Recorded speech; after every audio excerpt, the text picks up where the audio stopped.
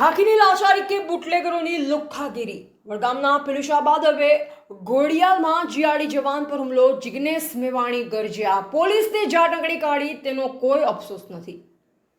બનાસકાંઠામાં બુટલેગરો બેફામ જીઆરડી જવાનને મારીને મોબાઈલ લૂંટ્યો આપ્યો ખુલ્લો પડકાર કાલે પોલીસ સ્ટેશને આવીને લઈ જજો।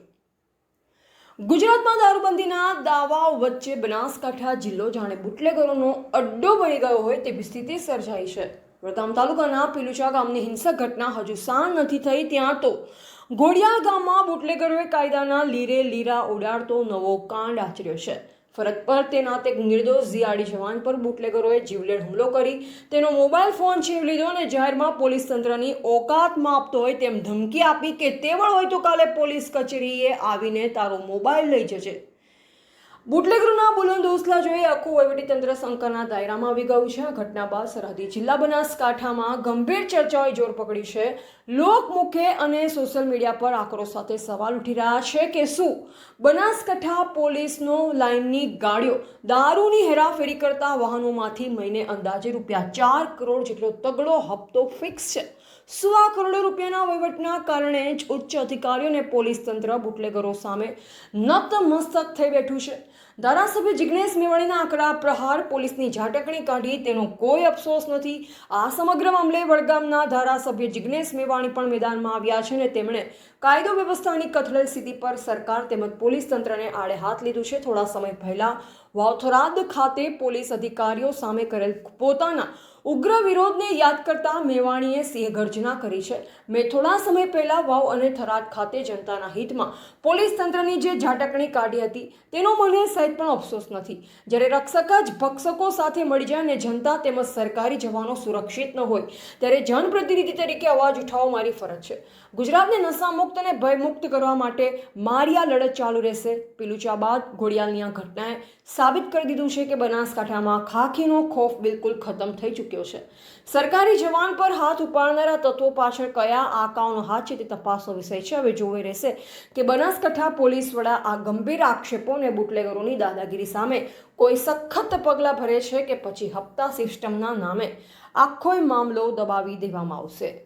ધ ગુજરાત લાઈવ ન્યૂઝ સાથે રિપોર્ટર પ્રવીણભાઈ કાંકરેજ। મિત્રો યાર તો થોડાક દિવસ પૂર્વે થોડાક મહિના પૂર્વે થરાદ પોલીસ સ્ટેશનનો ઘેરાવ કરી ત્યારે પોલીસ તમે બરાબર છોતરા કાઢી નાખ્યા હતા। તમને દ્રશ્યો એ પેલું પટ્ટા ઉતારી દેવા વાળું મારું સ્ટેટમેન્ટ તમને કદાચ યાદ હશે। ત્યારે તમારા મને કેટલાક મિત્રોને થયું છે કે સે જિગ્નેશભાઈ વધારે બોલી ગયા। એક ટકો મને પણ એવું લાગતું હતું, પણ હવે જ્યારે થરાદમાં ભારતીય જનતા પાર્ટીના માણસો ડ્રગ્સના કાળા કારોબારમાં સપડાયેલા જોવા મળે છે। હવે જ્યારે થરાદમાંથી મેસેજ આવે છે ફરીથી 60-70% કિસ્સામાં દારૂના અડ્ડા ચાલુ થઈ ગયા છે, ત્યારે હવે મને 1% પણ રંજ કે અફસોસ પેલા પોલીસના ઉચ્ચ અધિકારીઓની જે ઝાટકણી કરી હતી એમને જે છોતરા કાઢ્યા હતા એનો 1% પણ અફસોસ મળી રહ્યો નથી।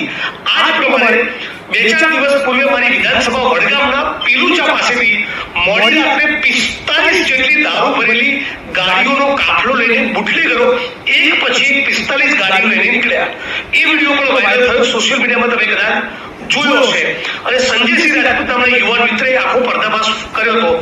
આજ દિન સુધી એની કોઈ યોગ્ય તપાસ કરવામાં આવી નથી। અને એના પછી ગઈકાલે મોડી રાત્રે ઘોડિયા ગામેથી 9 ગાડીઓનો કાફલો નીકળ્યો અને જીઆરડીના જે જવાને એનું વિડીયો રેકોર્ડિંગ કર્યું એ ગાડીઓ જાય છે અને રિટર્ન આવે છે 10 થી 15 મિનિટમાં અને એ જીઆરડીના જવાનને બરાબર કૂટી નાખ્યો છે।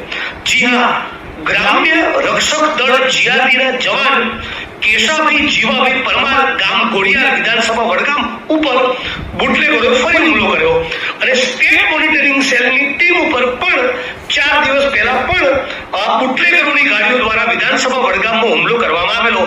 મતલબ કે આ પોલીસ એ મારી ઝાટકણી ખાય, હું એમની સામે એગ્રેસિવલી કચકચાઈને લડું, એ લાગના છે, એ દાવના છે। એટલે બધા મિત્રોને કહેવા માંગુ છું કે મારી ભાષાની ચિંતા કરવાના બદલે સત્ય અને ન્યાયના પડખે ઉભા રહો અને બનાસકાંઠામાંથી ગુજરાતમાંથી દારૂ ડ્રગ્સનું દૂષણ એ કાયમ માટે નાબૂદ ન થાય ત્યાં સુધી સાથે મળીને લડવું જોઈએ। હું માંગણી કરું છું કે આ ઘોડિયાલવાળું જે પ્રકરણ બન્યું છે, ઘોડિયાલના જીઆરડીના જે જવાન પર બુટલેગરો દ્વારા ઘોડિયાલ મુકામે બુટલેગરોની ગાડીઓનું વિડીયો રેકોર્ડિંગ કરવા બદલ જે હુમલો કરવામાં આવ્યો, તાત્કાલિક અસર તેની તપાસ બહાર કરવામાં આવે અને એ હદ વિસ્તારમાં કોની જવાબદારી બને છે, એ પીએસઆઈ હોય, પીઆઈ હોય, એસપી હોય, આઈજી હોય, કોઈ પણ અધિકારી હોય, એ બધાનો સરકારે ખુલાસો કરવો જોઈએ અને બધાની સામે પણ ઇન્ક્વાયરીનો ઓર્ડર કરવા જોઈએ, જરૂર પડે સસ્પેન્ડ કરવા જોઈએ, જરૂર પડે ફોજદારી ગુનો દાખલ કરવો જોઈએ. એવું રાજ્યની સરકાર જોડે, ગૃહમંત્રી જોડે અને રાજ્યના મુખ્યમંત્રી સમક્ષ રૂબરૂ પણ માંગણી કરવાનો છું. વિડીયો